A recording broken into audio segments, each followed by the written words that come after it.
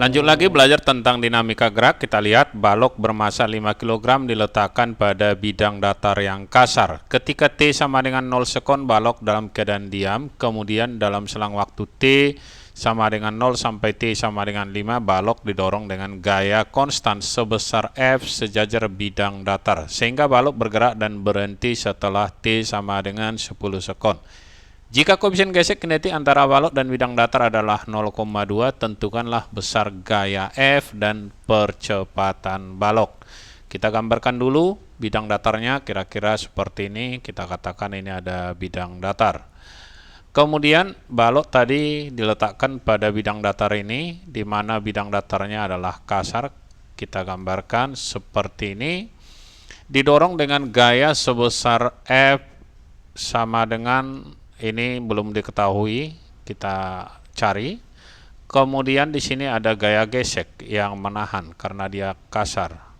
Gaya ini hanya bekerja mulai dari T sama dengan 0 sampai T sama dengan 5. Jadi dia kita anggap sampai di titik ini. Kita katakanlah dia bergerak sampai T sama dengan 5. Setelah di sini, balok meluncur sendiri akibat dari adanya kecepatan di sini.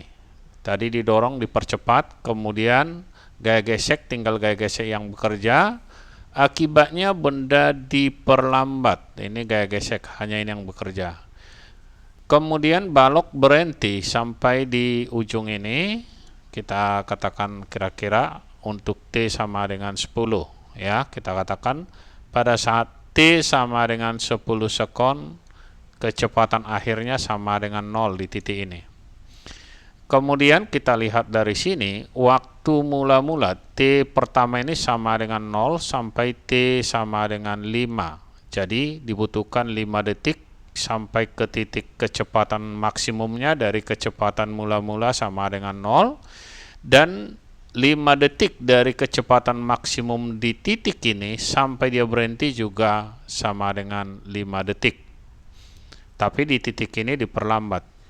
Untuk mengerjakannya bisa kita mulai dari hanya satu gaya yang bekerja, yaitu gaya gesek.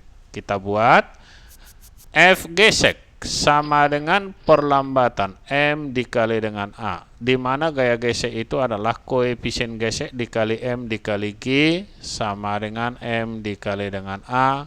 Kita coret nilai M-nya habis. Koefisien gesek tadi sama dengan 0,2 dikali G 10 sama dengan A. Hasilnya kita peroleh A itu sama dengan 0,2 dikali 10 sama dengan 2 meter per sekon kuadrat. A perlambatannya telah kita peroleh sama dengan 2 meter per sekon kuadrat. Waktu dari kecepatan maksimum sampai 0 itu 5 detik. Waktu dari 0 sampai kecepatan maksimum dibutuhkan 5 detik. Artinya percepatan dari titik 0 sampai 5 hanya juga sama dengan 2 meter per sekon kuadrat.